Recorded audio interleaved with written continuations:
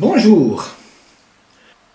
Si je vous dis David contre Goliath, vous me répondrez: le petit David, avec sa fronde, lance une pierre qui atteint le géant Goliath au front. Le géant Goliath tombe, David lui coupe la tête. Fin de l'histoire. Oui, mais connaissez-vous l'histoire de la pierre meurtrière et ce qu'elle nous enseigne?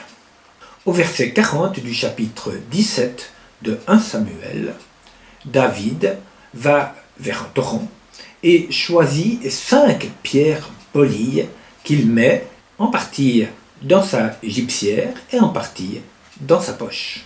David se prépare ainsi le mieux possible avec les qualités qui sont les siennes. Il choisit 5 pierres avec soin. Il fait confiance à Dieu quant à la victoire, mais il sait que cela ne le dispense pas de faire de son mieux. Au verset 49, David prend une pierre de sa gibecière et la lance. Elle fait mouche. Donc, au moment de prendre une pierre, David laisse Dieu conduire sa main.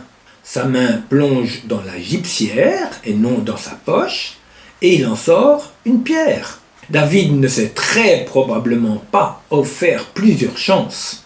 En effet, ce même verset 49 dit que la pierre s'enfonça dans le front. Donc que David a fait tournoyer sa fronde le plus rapidement possible et que cette pierre avait encore une grande vitesse quand elle heurta Goliath. Et pour nous, il nous faut donner le maximum. Nous sommes invités à exercer nos dons reçus par Dieu à la naissance ou plus tard. Alors Dieu les fera fructifier.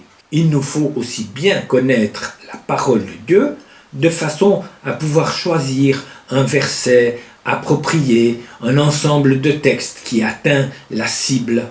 Parole de réconfort pour les affligés, parole d'exhortation pour les tièdes, parole de sagesse, voire de révélation pour les inconnus. Enfin, dans les moments que l'on sent être importants, faisons monter une prière muette à Dieu le Père par l'Esprit Saint. Que dois-je dire? Que dois-je faire? Quelle réaction avoir? Que décider? Notre disponibilité à l'Esprit doit grandir afin que notre contribution porte de beaux fruits pour Dieu. Seigneur, aide-nous à cultiver nos dons et à te les offrir. Seigneur, augmente-nous la foi. Bonne journée.